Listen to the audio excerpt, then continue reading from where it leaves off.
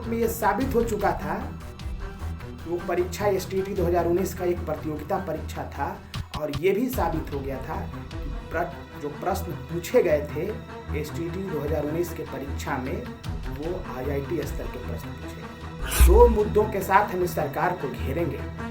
STET 2019 के जो अभ्यर्थी थे, जब उनकी नौकरी पक्की हो गई थी, सिर्फ नियुक्ति पत्र देने की बारी थी, तो फिर ये परीक्षा का प्रश्न कहाँ से उठ खड़ा होता है। और इनका इरादा बिहार में गुणवत्तापूर्ण शिक्षा नहीं है।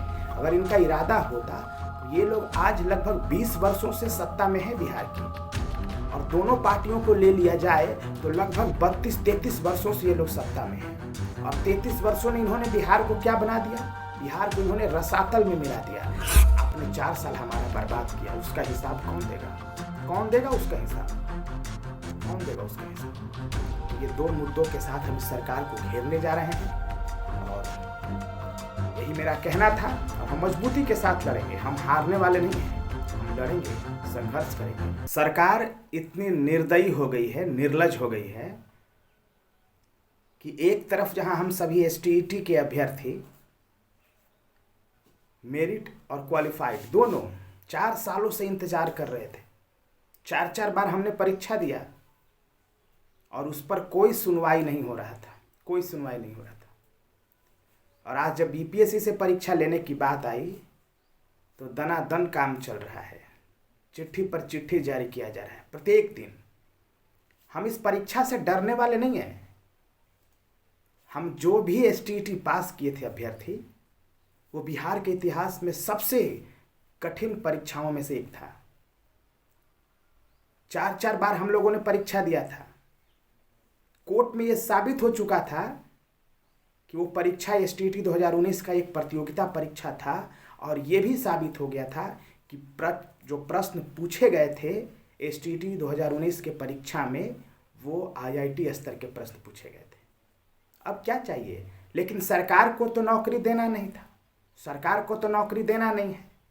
सरकार का तो इरादा है कि बिहार को बेरोजगार बना देना है, बेरोजगार की फैक्ट्री बना देना है। तो कोई बात नहीं, चिंता नहीं करना है।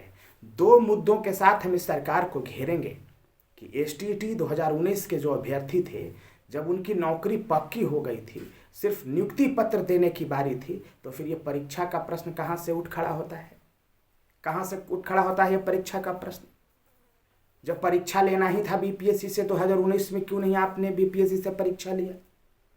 तो प्रश्न बस यही है, प्रश्न बस यही है, और दूसरा कोई प्रश्न नहीं है। हम क्वालिटी एजुकेशन की अक्सर बात किए हैं।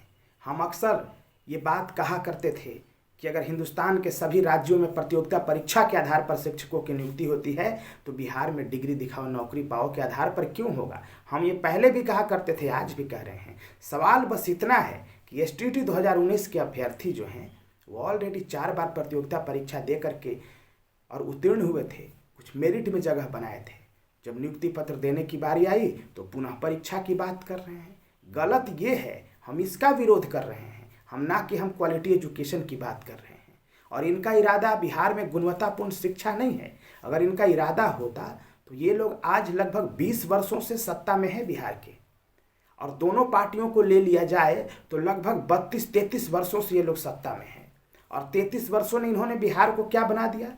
बिहार को इन्होंने रसातल में मिला दिया। शिक्षा व्यवस्था 100% समाप्त हो जाना और बिहार मजदूर की फैक्ट्री बन जाना, ये क्या दिखाता है? ये आपकी उदासीनता और गलत रवैये को दिखाता है, गलत रवैये को दिखाता है।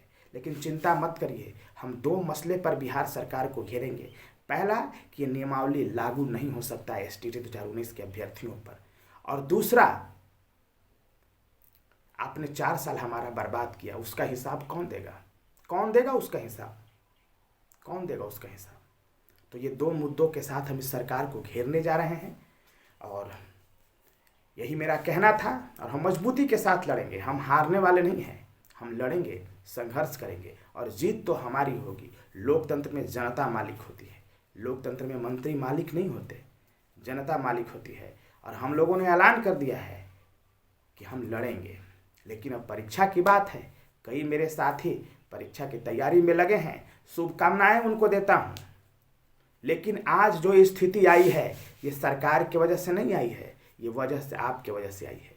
पटना में जब आंदोलन होता है तो आप घर में डूब के रहते हैं, तो सरकार तो गलत निर्णय लेगी ना, गलत निर्णय लेगी ही ना। सरकार क्या कोई कल्याण करने के लिए बनी है क्या? ये कल्याण करने के लिए सरकार नहीं है, ये दमन करने के लिए बनी है ये सरकार।